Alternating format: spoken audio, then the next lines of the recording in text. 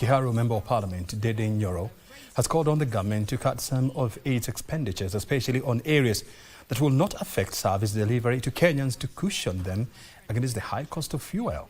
The MP, who appeared before the Budget and Appropriations Committee, proposed that the government should remove foreign travels, avoid budget increments within one financial year, and reduce increments of up to 25% in some sectors proposed in the next budget.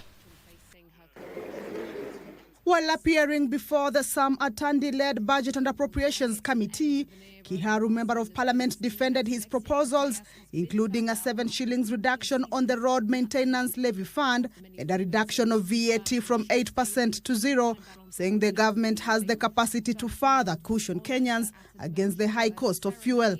The amount of money, because I've calculated, that will be required in terms of injections, either through subsidies or through the forfeiture of revenue, I thought it is a fair price to pay, other than the humongous price the economy may pay in the future.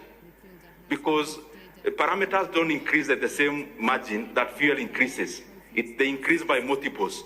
So we'll end up, therefore, mopping up a lot of disposable income from the people, other than just safeguarding them through that expenditure. We have cut our development allocation by about 100 billion.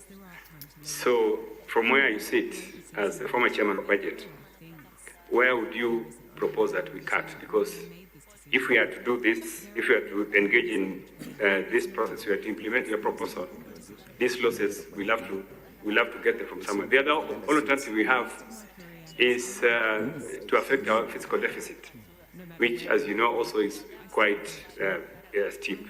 You know areas in the budget that has gotten increment of over 25% this financial year alone. And because I don't want to sensationalize, I'll hand over to you specifics. I have actually tabulated over 100 billion Kenya shillings we can save out of the expenditure side. And you know what I'm saying.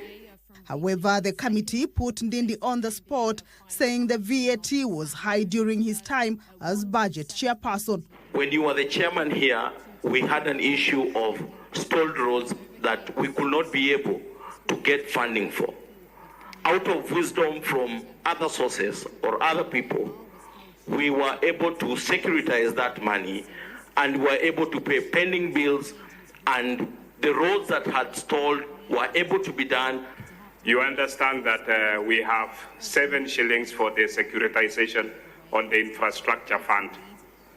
Could you be having other motives that you are targeting that infrastructure fund? There is still 18 shillings remaining in the RMLF. So that's one arena.